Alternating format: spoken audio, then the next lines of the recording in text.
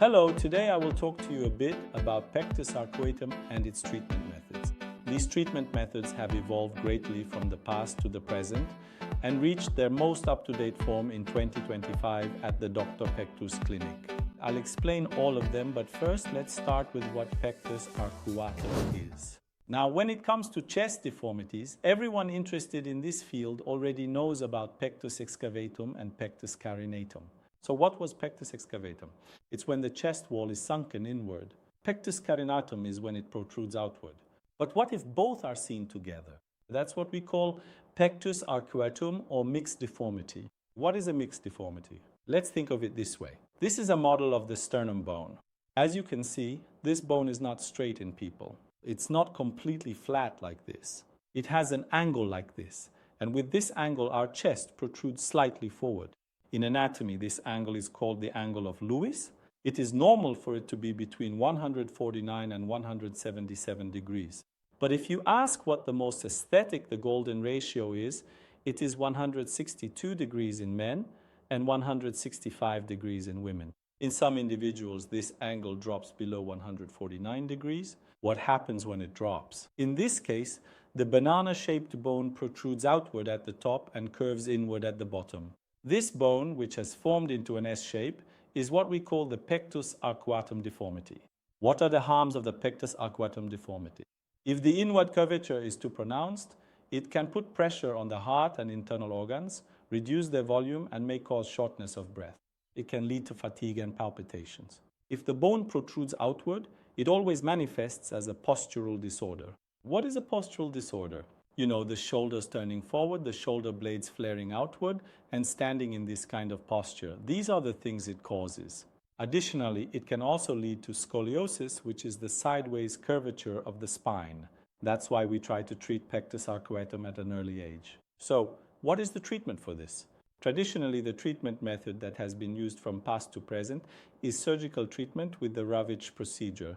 In the literature, there is no mention of a non-surgical treatment for Pectus Arcuatum because the problem originates from the bone itself.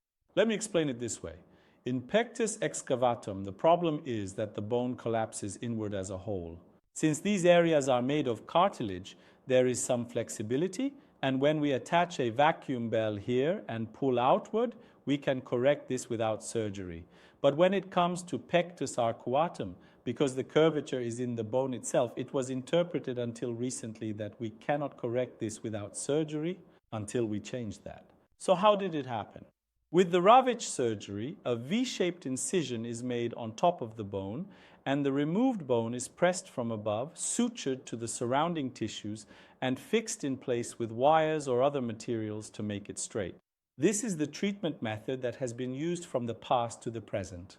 In 2014, the team I was part of at Dokuzaylul University, under the leadership of my late professor Ahmet Onen, developed a surgical technique. This was a hybrid technique.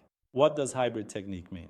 With the newly developed new surgery, while placing the bar, we were also removing the V-shaped bone using the Ravitch method, and we named this combined technique the Onen procedure.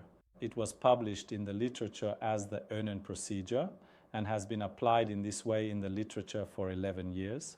What happened next?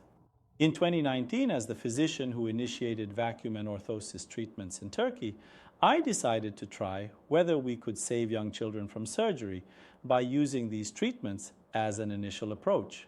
You might ask, is it ethical to experiment on people? Look, there is nothing to lose here. These children are brought to me at the age of 5 or 6. We say that surgery should be performed at 17 or 18 years old. So the idea is to let the child wait like this until they are 17 or 18, let them grow as much as they can, and then I will operate. I didn't like this approach. Since this isn't a surgery anyway, I wondered if we could correct it with a vacuum treatment, with an orthosis treatment, and we really achieved very good results. So what are we basing this on now? We apply pressure with an orthosis on the protruding part of the bone. But this is not an orthosis treatment like correcting a pigeon chest by pushing the cartilage. We apply only slight pressure. This way, no growth occurs at the points of the bone that are in contact. Due to the pressure, growth occurs at other points, and over time, this can help the bone correct itself. In other words, I designed it as a system where we turn the fact that the child's height is still increasing and their bones are still growing to our advantage. As for the vacuum, the idea was to correct the bone as much as possible by pulling it while it is still moldable and soft. At the very least, I thought it would make any future surgery easier. But here's what I observed. For patients we treated at a young age, like 5 or 6 years old, we noticed that by the time they reached 8 or 9, although not as quickly as with Pectus excavatum, their chests had straightened out. We have about 45 to 50 children whom we have treated this way. And so we began to apply non-surgical treatments to young children. Now let's talk about our innovation for 2025. Suppose we absolutely have to operate on the patient. What do we do then? There are two problems here.